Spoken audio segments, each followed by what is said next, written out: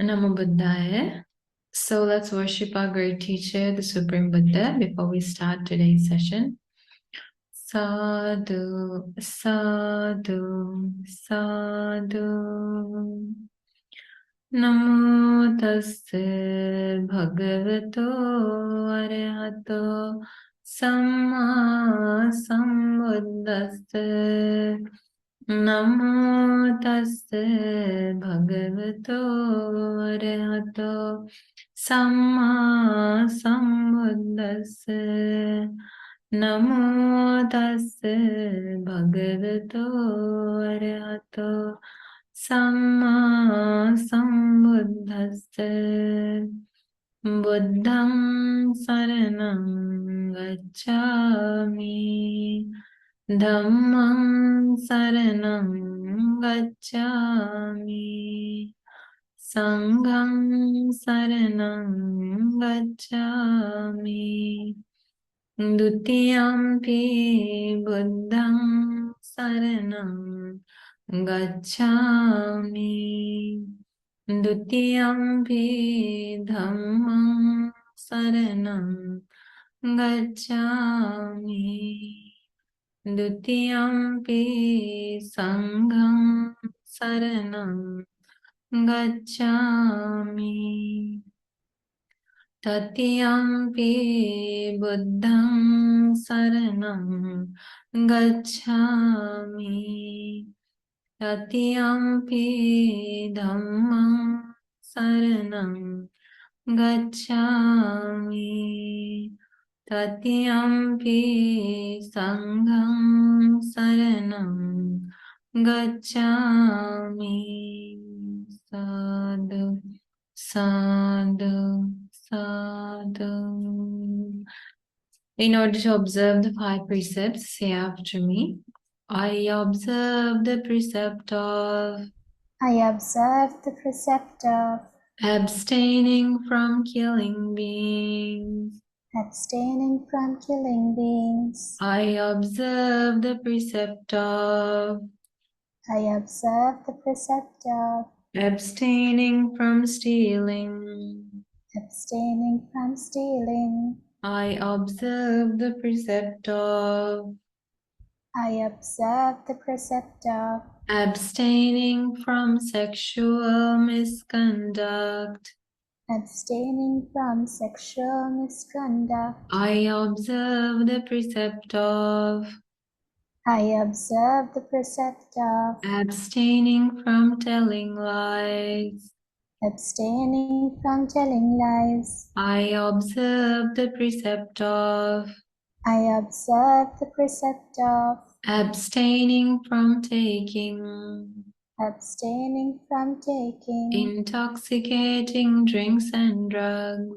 intoxicating drinks and drugs.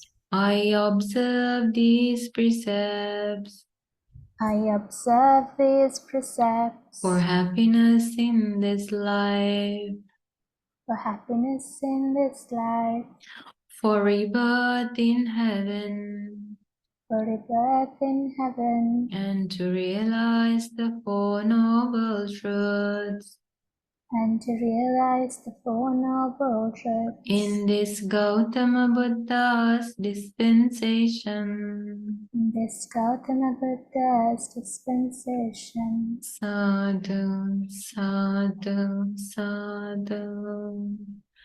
Let's worship the triple gem. Itipiso bhagava arham samma sambuddho vijjacharana sampannam sugato lokavido anuttaro purisa dhamma sarati Sattha deva manussanam buddho bhagavati swakhato bhagavata dhammam sandittiko akaliko epassiko panayiko Pacchattam veditabbo vinyohiti Supatipanno bhagavato savaka sangho Ujjupatipanno bhagavato savaka sangho Nyayapatipanno bhagavato savaka sangho Samichi patipanno bhagavato savaka sangho Yadidam chattari purisa yugani Atta purisa puggala Esa bhagavato savaka sangho Ahuneyo pahuneyo Dakhineyo anjali karaniyo Anuttarang punyakettam lokasati sadhu sadhu sadhu May my most venerable homage be to my venerable teacher, Pinvat Lokaswami Mahansa. Sadhu, sadhu, sadhu. Namo Buddhaya. Welcome to today's Sutta class. So, today we're going to be learning about a beautiful sutta taught by our great teacher, the Supreme Buddha. And this sutta is included in the Anguttara Nikaya of the Pali Canon. And the name of this sutta is called Tithi Sutta. Okay, so it's included in the Book of the Tenth. So in this sutta, our great teacher, the Supreme Buddha, teaches, Bhikkhus, I do not praise even a stand still in wholesome qualities, much less decline. I praise only growth in wholesome qualities, not a stand still or deterioration. So that's the way the Supreme Buddha starts explaining the sutta. Okay, so the Supreme Buddha expects his disciples to develop in wholesome quality. That's what the Supreme Buddha praises. The Supreme Buddha only praises development in the wholesome qualities, not stand still or decline. So now what does it mean to be, for wholesome qualities to be stand still? What does that mean? Can anyone make a guess?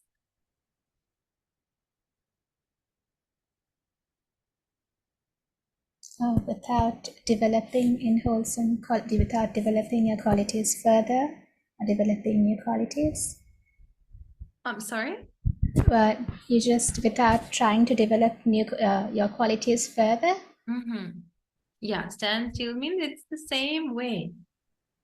From the start of you trying to practice the Dhamma, you're at the same level. You're not trying to develop it further. So now even in the ordinary world, when we try to learn something, we start with the basic level and then we develop further, right? And we go to the advanced level, right?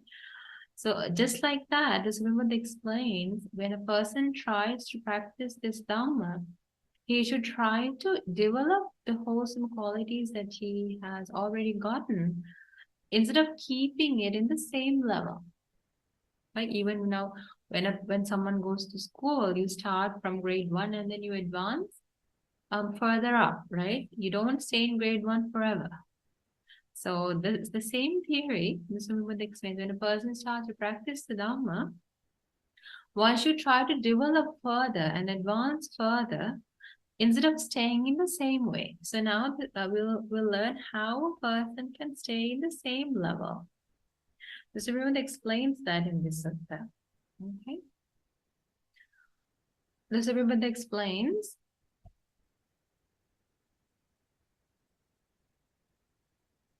First, the Supreme Buddha explains what deterioration is. Okay, now how is there deterioration and not a standstill or growth? So the Supreme Buddha explains, here a bhikkhu has gained a certain degree of faith. So faith means in Pali, we use the word saddha. So confidence in the Supreme Buddha. So bhikkhu has gotten a certain degree of confidence in the Supreme Buddha. So that's one quality, one wholesome quality.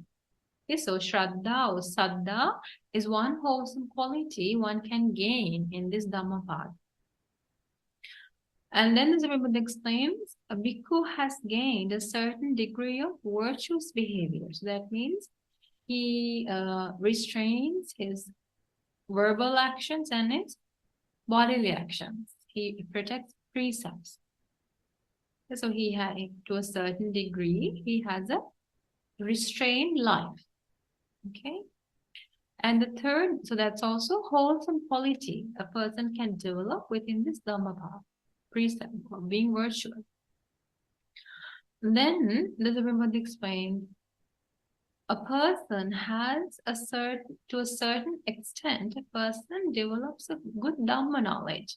So he reads suttas and he listens to suttas and he gets a good Dhamma knowledge to a certain degree. And then the Supreme Buddha explains, a person practices giving. So giving is also, generosity is also another wholesome thing that a person can develop within this Dhamma path. And the fifth one is a person to a certain degree, this one would explain, to a certain degree, a bhikkhu develops wisdom. And to a certain degree, a person develops discernment. Discernment, here the Supreme Buddha uses the word patiban, that means the ability to understand something very quickly. Okay, so these are 6 wholesome qualities a person can develop in his Dhamma path. So let's try to learn what these really mean. Okay. So the first wholesome quality a person can develop within this Dhamma path is saddha. Okay, so that means confidence in the Supreme Buddha. Okay. So once a person gains a certain confidence in the Supreme Buddha, that confidence can either deteriorate or it can develop further or it can stay in the same level, right? For some people, when they gain confidence in the Supreme Buddha, and with time what happens is they lose that confidence. And then they go in different ways and they go and follow different teachings. They lose that confidence. So what happened to him is he deteriorated in that wholesome quality.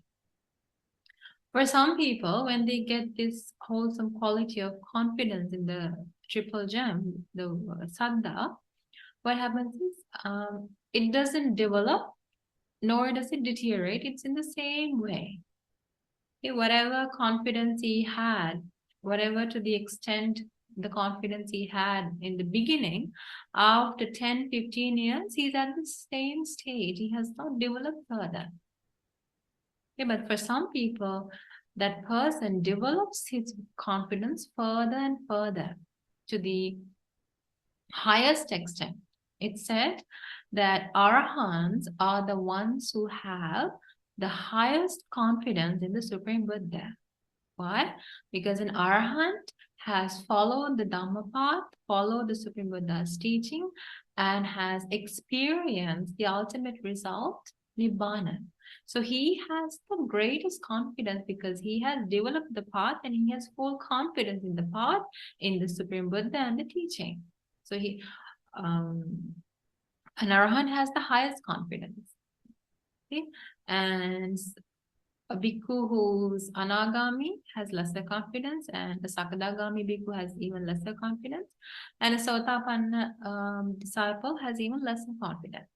Okay, so a person can develop this confidence in the Supreme Buddha, develop it further and further. If a person develop it to the level where the saddha or confidence is unshakable, the Supreme Buddha explains that person has become a sotapanna disciple. It is a stream entrant.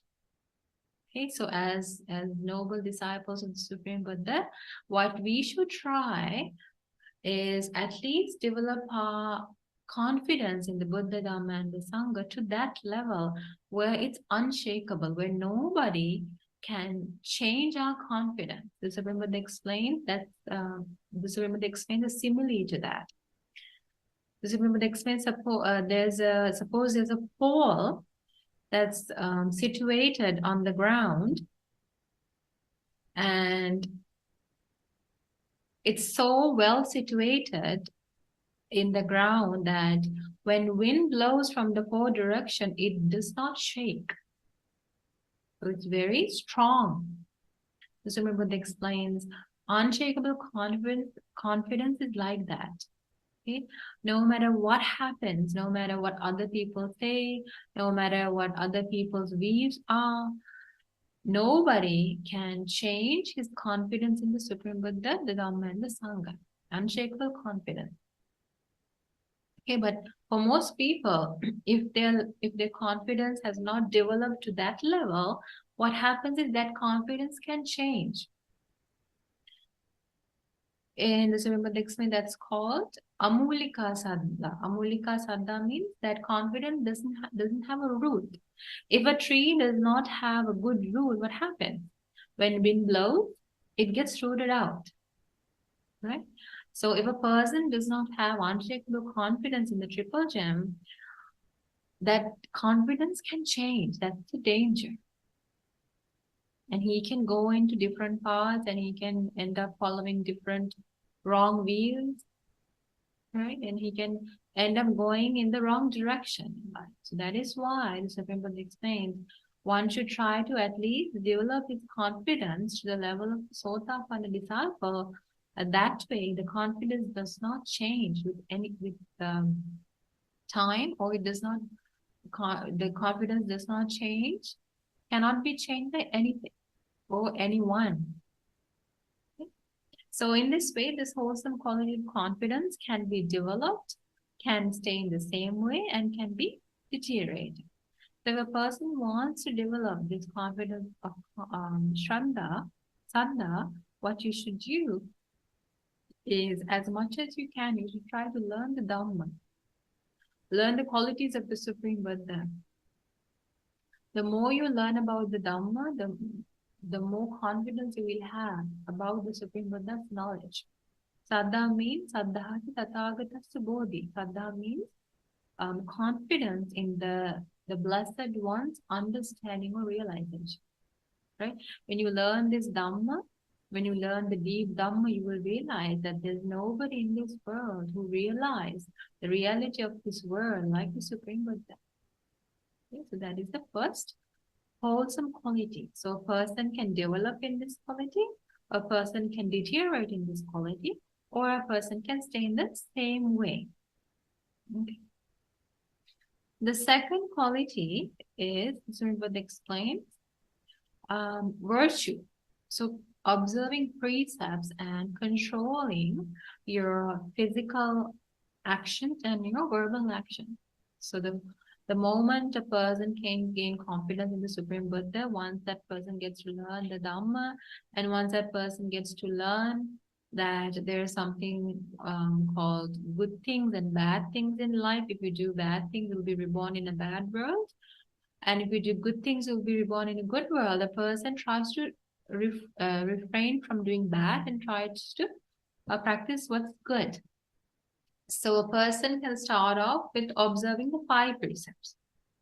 Okay, so as a lay person, you first establish in the 5 precepts, and you make sure that you you try not to break any of the precepts. So that's trying to develop your virtue. Okay, so for some people, what happens is first when they come to the Dhamma, they start to practice the 5 precepts. And then with time, what happens is because of many reasons, sometimes they end up breaking precepts. So that's deteriorating to their virtue. Sometimes they end up doing so many bad things. So what happens is they have deteriorated in their virtue. Or for another person, that person can stay the same. So a person practices 5 precepts, and for his entire life he protects 5 precepts, but he doesn't try to develop further in his virtue. Right? So how can you develop further? So if first you start out by practicing 5 precepts, and then on full moon days you can practice the 8 precepts, right? In this way, you can, and on the full moon quarters, you can even observe the 8 precepts as well. So in this way, you try to develop your virtue.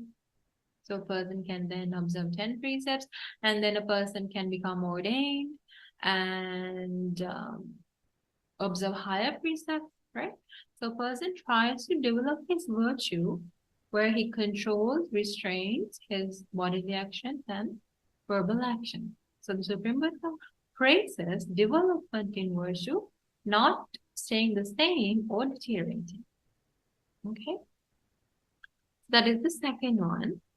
And then the Supreme Buddha explains the third wholesome quality that a person can develop within this Dhamma path is getting a good Dhamma knowledge. So listening to Sutta, listening to the Dhamma, reading the Dhamma, and getting a good Dhamma knowledge. So at first, when you start to practice the Dhamma, you're very keen and interested in listening to the Dhamma. You read many books. But with time, what happens is for some people, that reading and the listening gets lower and lower. And that person does not dedicate any time to listen to the Dhamma. Okay, once a person stops listening to the Dhamma, he quickly deteriorates in his Dhamma path. Because through listening to the Dhamma, a person is able to get the association with noble friends, Kalyana Mittas. That's the way, especially these days, the way to stay in touch with Kalyana Mittas, the way to stay in touch with noble friends is to listen to the Dhamma. And when you listen to the Dhamma, you always, you're able to recollect the Dhamma and reflect on the Dhamma. Once you stop listening to the Dhamma, then that association with noble friends also is lost, and you quickly deteriorate in the Dhamma path. Okay? So, or you can keep the Dhamma knowledge the same way. So you don't develop it, but whatever Dhamma knowledge you had 1 year ago, it's the same now, and it's the same. It will be the same in 10 years. So you don't try to develop your Dhamma knowledge. So the Supreme Buddha does not praise that. The Supreme Buddha praises developing your Dhamma knowledge. So listening more and more to Dhamma, and reading more and more books, and trying to remember the Dhamma, right? So these days, many people, although they listen to the Dhamma, they don't try to remember the Dhamma that's being taught. So if that's the case, then his Dhamma knowledge is not being great. Just because you can listen to 1,000 suttas, but if you don't try to remember what's being taught in those suttas, then your Dhamma knowledge would not grow. So the number of suttas that you listen does not mean you have a good Dhamma knowledge. Understand? You should try to remember the Dhamma that you listen to, and you should try to remember the Dhamma that you read. The Supreme Buddha explains there are 3 types of people in this world who listen to the Dhamma. One person is like a pot that's overturned. So if you put a pot under a tap, keeping it overturned, would it ever get filled? No, right? So the Supreme Buddha explains for some people, they go to the monastery to listen to the Dhamma, or they go to noble friend to listen to the Dhamma, and they sit down to listen to the Dhamma, and they don't pay attention and they don't try to remember the Dhamma in the beginning, in the middle, or at the end. And when he goes away from the monastery, he doesn't try to remember, he doesn't try to reflect on what was taught. Because remember, they explain such people, they go to the monastery. So it's not that they stay at home and they do other things, the ordinary work. They actually have the intention to listen to the Dhamma.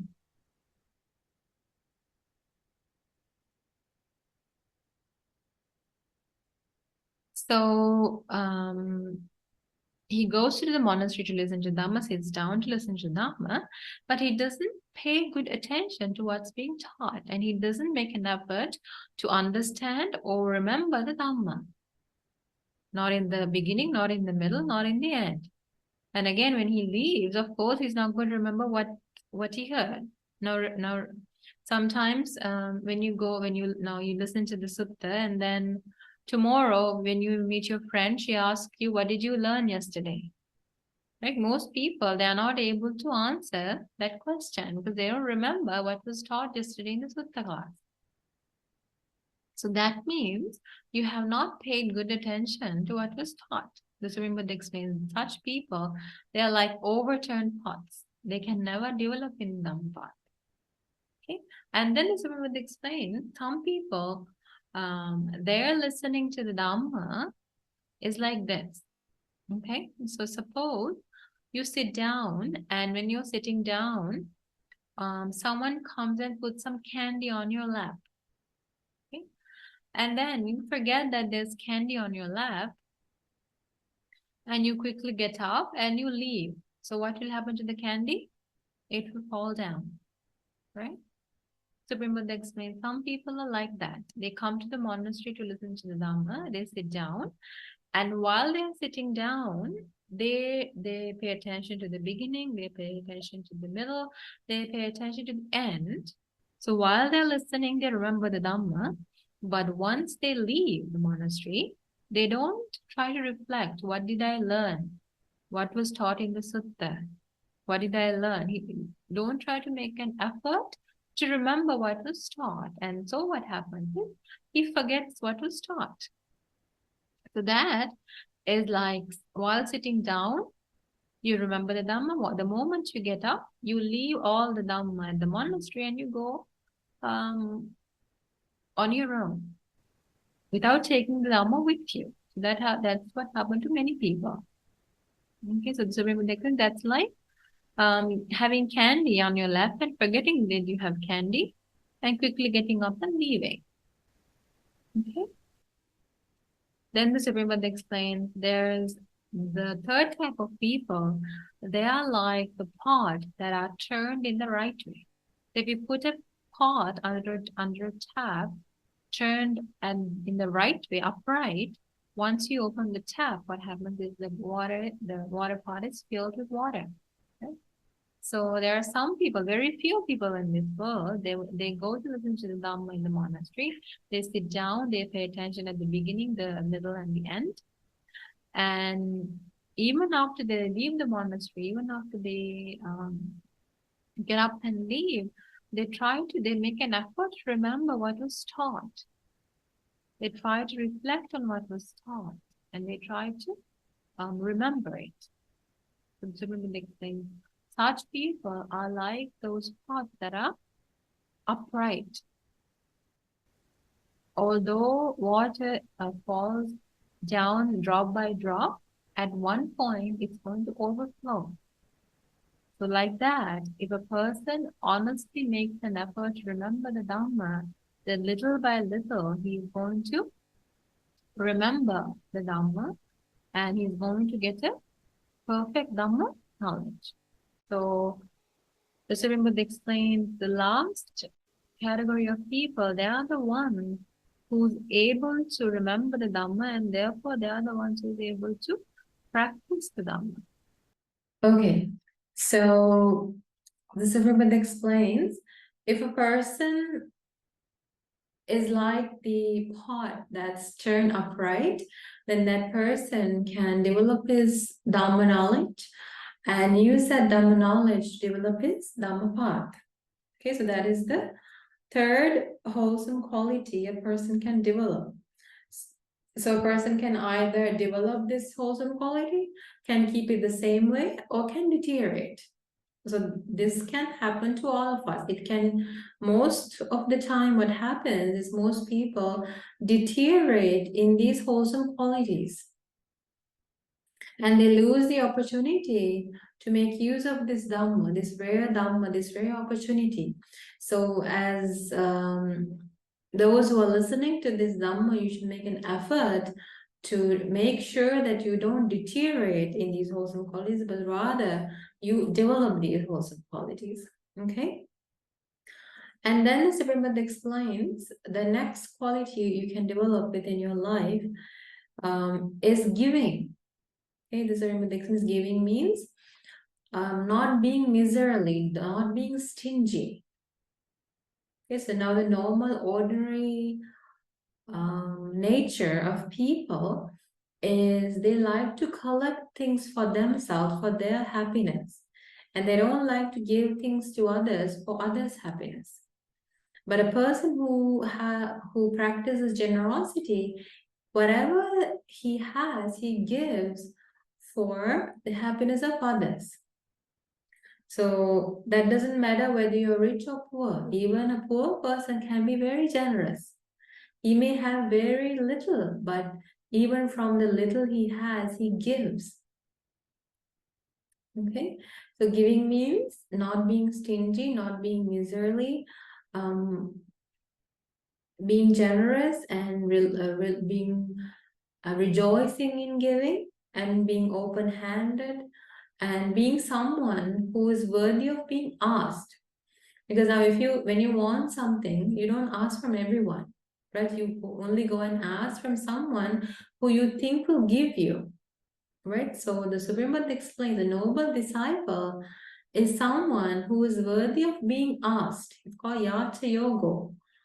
Okay, he's not miserly, he's not stingy. If someone asks for something, he always tries to give whatever he has for the happiness of others.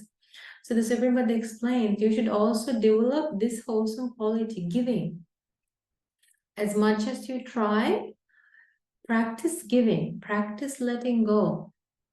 Instead of holding on, instead of letting craving overcome your mind, fight craving with letting go or being generous. Okay, so it could be money, it could be anything. Okay, you should always try to give instead of trying to collect. And then the Supreme Buddha explains the fifth quality a person can develop is wisdom. So wisdom means panya. Panya means the ability to understand the deep Dhamma, the ability to understand impermanence, the ability to understand non-self, the ability to understand that what is impermanent leads to suffering. Okay, the ability to understand the Dhamma that makes you free from suffering. And the ability to understand the reality which makes you dispassionate. That's what panya means. So the Sarivada explains panya narana ratana. The greatest gem a person can gain in this life is wisdom, because no matter how rich a person is, if that person does not have wisdom, he can never escape from suffering because he will never be able to understand the reality of life. Right? So the way to develop wisdom is, as Buddha explains, listen to this Dhamma that's taught by Arahants, by the Buddha, by Arahants, and try to engage in wise consideration. Contemplate on what you're learning and reflect on impermanence, reflect on the Four Noble Truths, and doing these things will help you develop wisdom. And the last quality is discernment. And what that means is the ability to quickly understand something.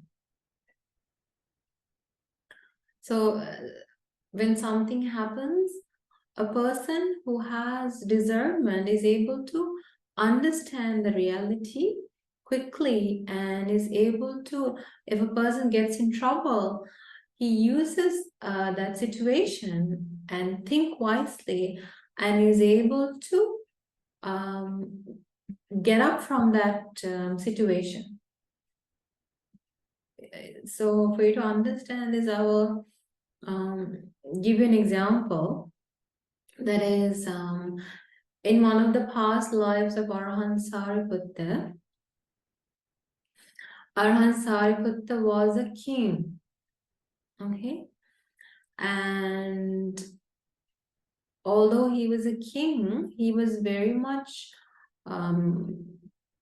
he drank a lot. He drank a lot of alcohol. Okay. So one day what happened, and not only that, he always wants to eat meat. Okay, so every day for the meal, no, he is the king. So every day for the meal, the cook needs to provide him with meat. So one day, it was a full moon day, and somehow the cook was not able to find meat, and therefore that day he was not able to serve the king with meat. So the cook got very scared and told the queen that today there is no meat. What shall I do? So the queen said, well, it's okay. When the king comes to eat, what I'll do is I'll keep my little son on his lap, and the king loves his little son, so he'll play with him and he'll forget the fact that there's no meat. That was their plan, to distract him from realizing the fact that there is no meat. So they did that, and the king was very much drunk at that moment, and he kept the little baby on his lap and he was playing with him. And when he looked at the dinner table, he realized that there was no meat. There was not a meat dish there. And he became very aggressive and he shouted and asked for meat. And because he was drunk, his mind was very deviated. And so what he did is he took the baby that was on his lap and twisted the baby's neck and killed the baby and gave to the cook and asked him to cook that meat for him. So see, when you are drunk, you're hallucinating, you don't know the right from wrong, you don't know who you are, you can't recognize who others are, you're completely a deviated mindset. Okay, so the cook was so scared and he was terrified and he had to order the king's, he had to obey the king's order. So he went and did what the king asked him to. And the king had meat that day, that night. And then the next morning, now he was, few hours have passed by, so he was sober. And in the morning, this king is looking for his son. And all the ministers are around him and they are just completely terrified. And the king looked around the palace for his son and realized that his son is not there. And asked the queen, where's my son? Because he loves his son so much.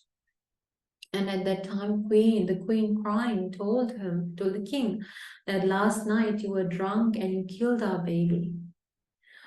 And at that moment, he was shocked at what he did.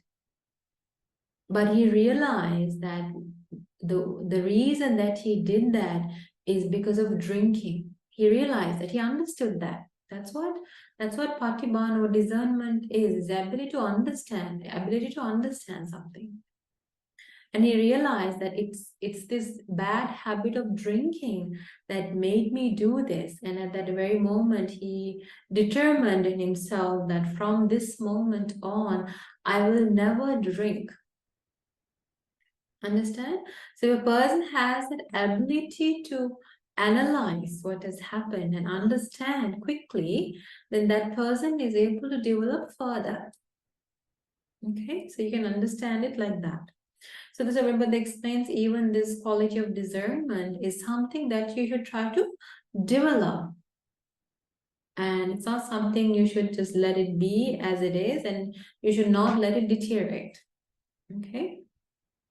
So in this way, the Supreme Buddha explained, this is the way to develop, this is the way to deteriorate, and this is the way these qualities will stand still. And the Supreme Buddha explains that what I praise is the development of these qualities. Okay. And then in the next part of the sutta, the Supreme Buddha teaches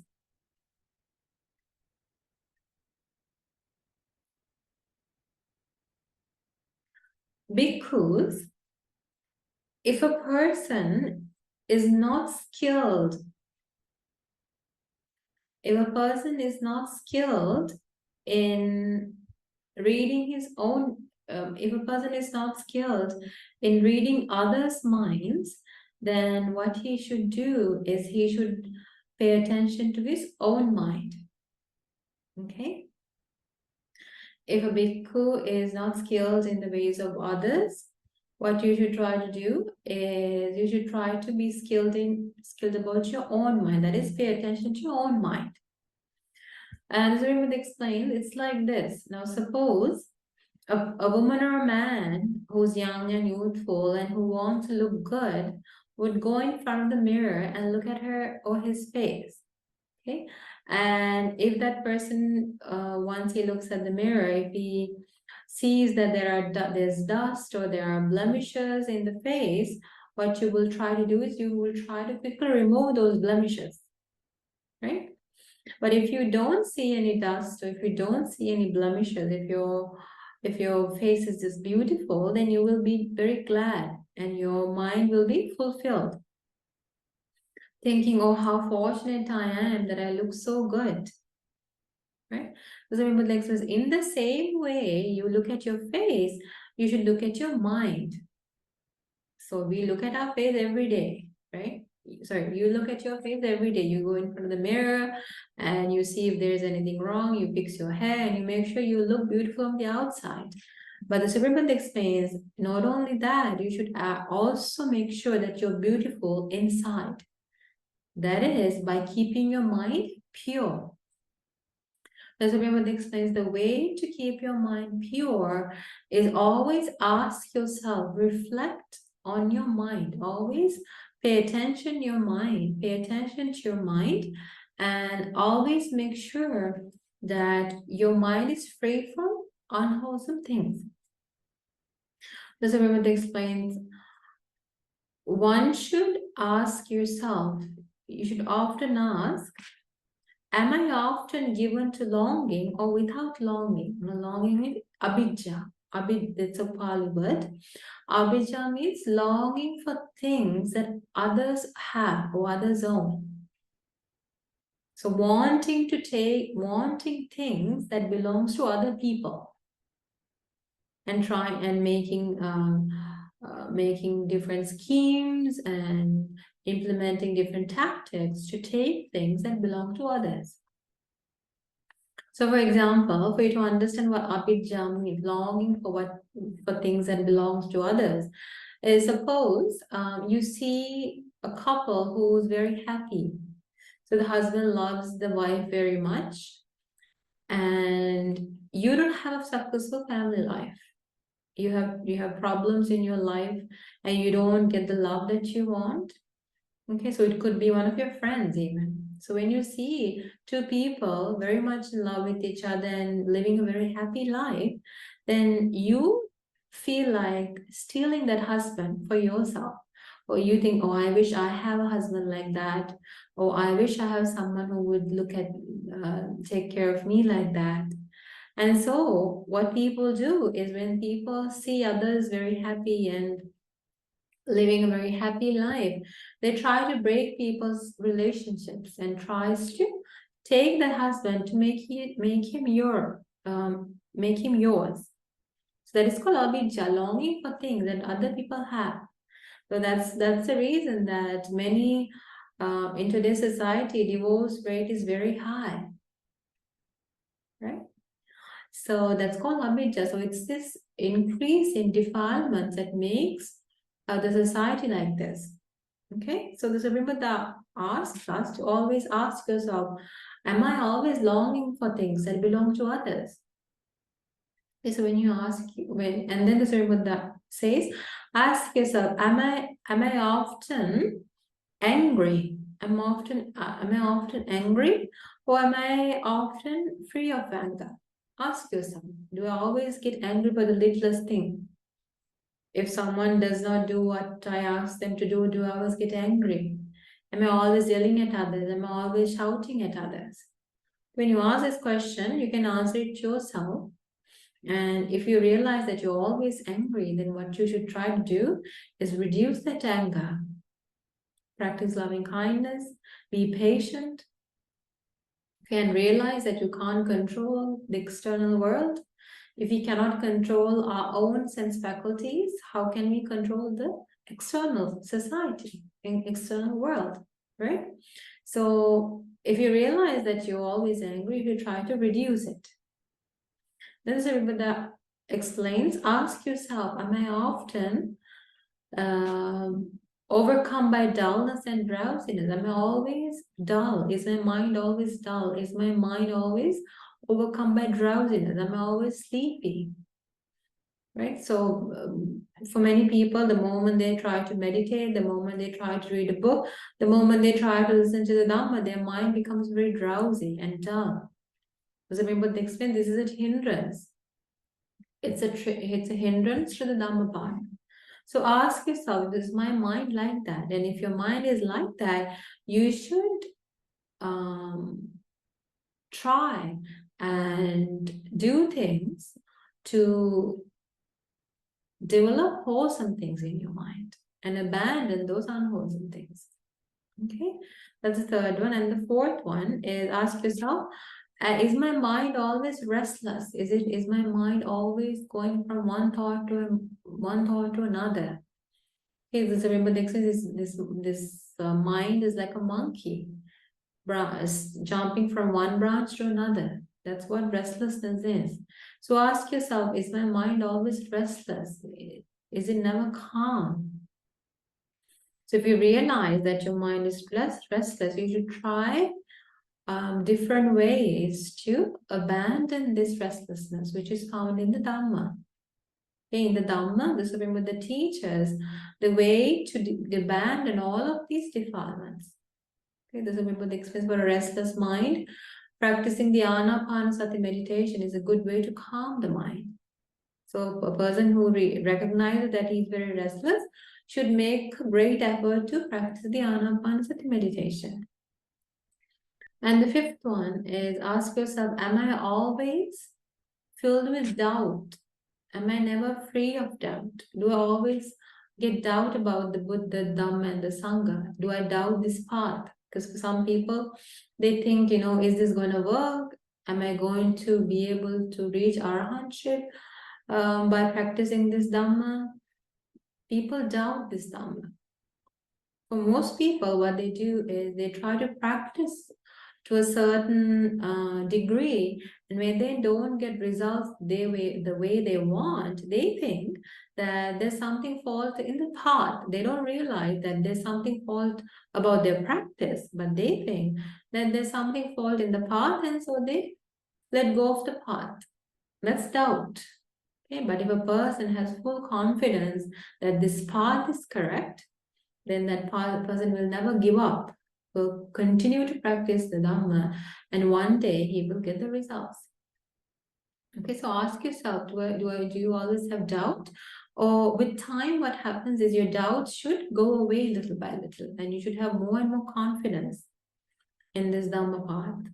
And the sixth one is, Supreme Buddha explains, ask yourself, am I often filled with resentment? It's called kodano. Kodano means when a person gets angry with someone, that person keeps that anger within him without letting go. And then that anger develops to a higher degree. And every time that person sees him, and when he sees that person becoming successful, he gets even more angry. And when he sees that person becoming successful, when you see that person even dressed nicely, you're very resentful towards that person. That's what Kodano is. Okay, when a problem or a fight happens between two people, if you don't let go and forgive, what happens is you keep that grudge within you, it turns to kodo, or it becomes a very resentful feeling. And then no matter what that other person does or say, you don't like it, you disagree with that. And you always want to see his demise. You don't want to see his success. That's what Kodano is. So that is why when you get into a fight, when you get angry with someone, you should quickly forgive and let go without letting that anger grow. Okay, so ask yourself, am I always angry? Do I not let go of anger quickly? Do I keep it with me for a long time? That's a bad, unwholesome thing. The seventh is Buddha asks us to reflect. Ask yourself, is my mind always defiled? Is it always impure with defilements? Do I get jealous all the time? Am I egoistic? Am I so, am I angry all the time? Right? Am I very stubborn? So these are all defilements to the mind. So ask yourself, is my mind always impure? Is it covered with defilements? And if you realize that your mind is always impure, you should try and make an effort to purify your mind. And the last one is the Supreme Buddha ask us to reflect, is my mind concentrated, or is it not concentrated? Okay, so do I have a samadhi? Concentration means samadhi. The Supreme Buddha asks us to reflect, am I able to gain a samadhi, or am I not able to gain samadhi? So if you're not able to gain a concentration mind through meditation, the Supreme Buddha explains you should make an effort to develop a samadhi. Okay? In this way, and there's one that we missed, and that is Saratikayo. That is, the Supreme Buddha ask yourself, is my body often agitated or is it unagitated? Okay, Saratikayo means when our mind is defiled, when our mind is restless, when our mind is filled with defilement, there's a heaviness to our body. But when our mind is calm, when it's free from defilements, our body feels very light. So that lightness is something that's good, that one should develop within himself. So ask yourself, is my body always heavy and weighed down by these defilements, or is it very calm and is it very light? Okay, so the Buddha explains, when you ask yourself these questions often, and if you realize that you don't have these defilements, if you realize that you don't have longing, you're not angry, you're not drowsy, you're not restless, that you have a calm mind, so Buddha explains, and you should be happy. But if you realize that you don't have these, if you realize that you have these defilements, the Supreme Buddha explains, then you should make a great effort, great desire, and great effort and develop mindfulness to abandon these bad, unwholesome qualities. Just like someone whose clothes are caught by fire, or just like someone whose hair has been whose head has been whose head has been caught by fire. So now suppose if your hair is caught by fire, would you stay a single moment without trying to extinguish that fire? No, right? you will quickly, you won't waste a second, you will quickly try to extinguish that fire. If your clothes are on fire, if your clothes are caught on fire, you'll quickly try to extinguish that fire, right? That's what Buddha explains. Just like that, just as a person whose head is caught on fire, Buddha explains you should make a quick effort, great determination to abandon unwholesome qualities that have come onto your mind. And if upon reflection you realize that your mind is free from these defilements, then the Supreme Buddha explains you should base yourself on these wholesome qualities and make a further effort to reach the destruction of the things. So you should make a further effort to develop the Dhammapada further and reach Nibbana. So without being established in these 10 qualities, without developing these, without abandoning these 10 unwholesome qualities, you cannot develop further in the Dhammapada and attain Nibbana. Okay, so that is the end of the sutta.